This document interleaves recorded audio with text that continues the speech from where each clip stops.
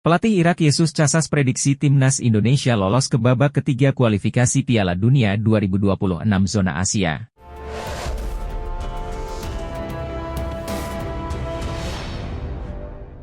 Pelatih timnas Irak, Yesus Casas, memprediksi timnas Indonesia lolos ke babak ketiga kualifikasi Piala Dunia 2026 zona Asia. Yesus Casas menilai, mencari tambahan 3 poin dari 2 laga sisa grup F kualifikasi Piala Dunia 2026 zona Asia bukanlah hal yang sulit bagi timnas Indonesia. Saya pikir Indonesia punya peluang besar untuk lolos putaran selanjutnya dan ke Piala Asia, kata Casas dalam konferensi pers jelang laga timnas Indonesia versus Irak, Rabu, 5 Juni 2024. Mereka hanya butuh beberapa poin lagi dan bisa lolos ke putaran selanjutnya. Saya harap mereka akan lolos, lanjut pelatih asal Spanyol ini. Timnas Irak sendiri telah memastikan tiket ke babak ketiga kualifikasi Piala Dunia 2026 zona Asia dan sekaligus menyegel tiket otomatis Piala Asia 2027. Kepastian itu didapat tim berjuluk Singa Mesopotamia setelah duduk di puncak klasemen grup F dengan koleksi 12 poin.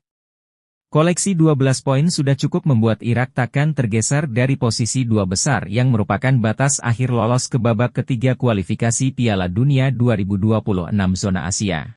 Irak saat ini unggul 5 angka dari timnas Indonesia di tempat kedua.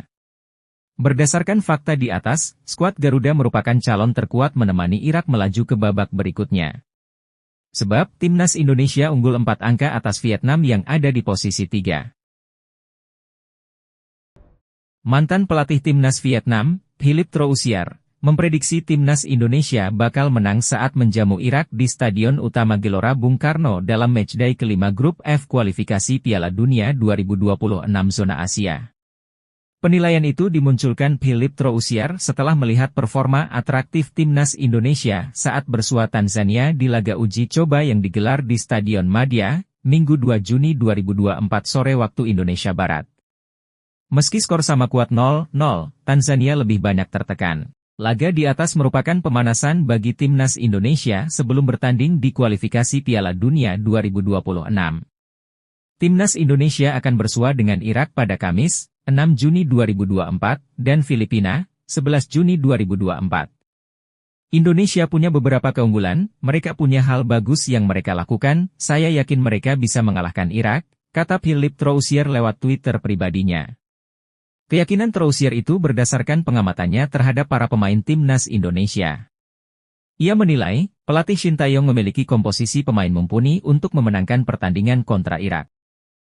Saya sering menonton pertandingan timnas Indonesia, kemarin uji coba melawan Tanzania juga. Mereka punya pemain muda dan pemain yang sangat bagus sehingga mereka membutuhkan lebih banyak energi untuk memastikan mereka meraih kemenangan, tutur Troussier.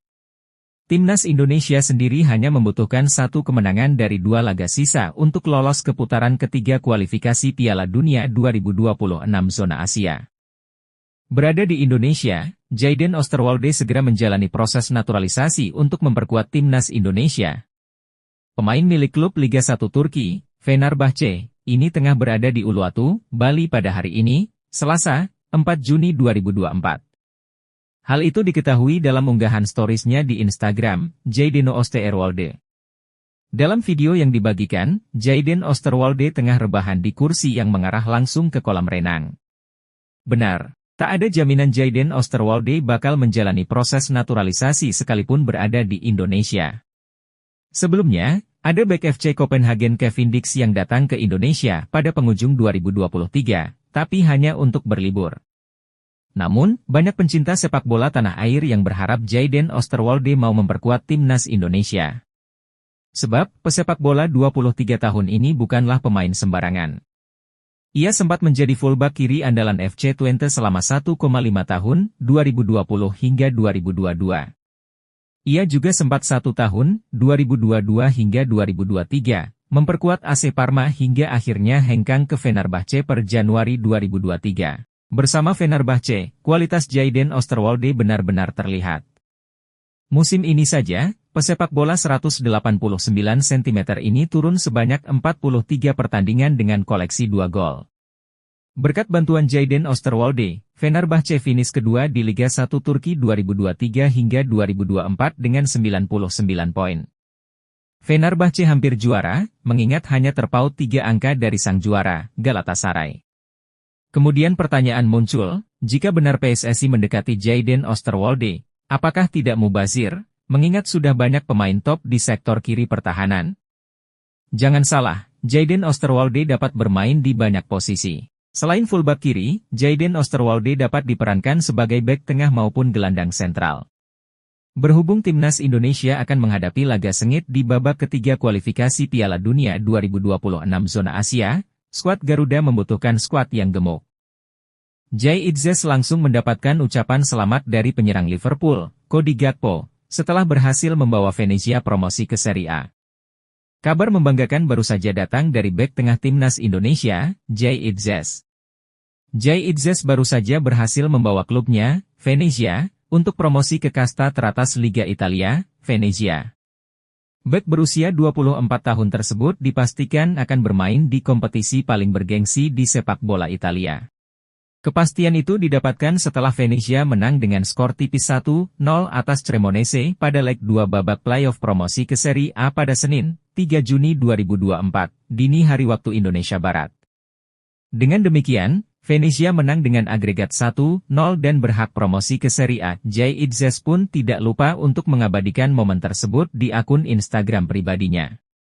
Dalam unggahannya, bek berdarah Indonesia Belanda itu mengunggah foto dirinya bersama dengan trofi promosi ke Serie A beserta bendera merah putih.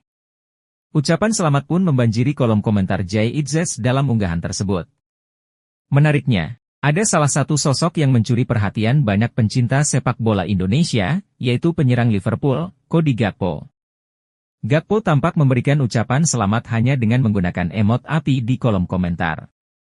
Setelah ditelusuri, ternyata Gakpo dan Jay Itzes memang sudah saling kenal sejak masih ada di tim muda PSV Eindhoven. Timnas Indonesia menggelar laga uji coba menghadapi Tanzania jelang pertandingan kualifikasi Piala Dunia 2026. Sayang, skuad Garuda gagal meraih kemenangan usai ditahan imbang 0-0 pada laga yang berlangsung di Stadio Madia. Pertandingan Timnas Indonesia versus Tanzania langsung mendapat sorotan dari legenda Timnas Malaysia, Safee Sali. Mantan striker Timnas Malaysia itu memuji Timnas Indonesia yang menggelar persiapan yang layak jelang kembali berjuang di kualifikasi Piala Dunia 2026. Seperti diketahui, pada saat yang bersamaan Timnas Malaysia juga melakukan laga uji coba. Skuad Harimau Malaya hanya menghadapi klub lokal pada laga uji coba mereka kali ini. Persiapan Indonesia menjelang kualifikasi Piala Dunia adalah menantang lawan yang kuat yaitu Tanzania, tulis Safee Sali. Sementara persiapan Malaysia menjelang kualifikasi Piala Dunia adalah menghadapi salah satu klub di Liga Malaysia, lanjut pemain berusia 40 tahun tersebut. Seperti ini yang terjadi jika orang di dalam FAM, Federasi Sepak Bola Malaysia, adalah orang yang gagal mengurus tim.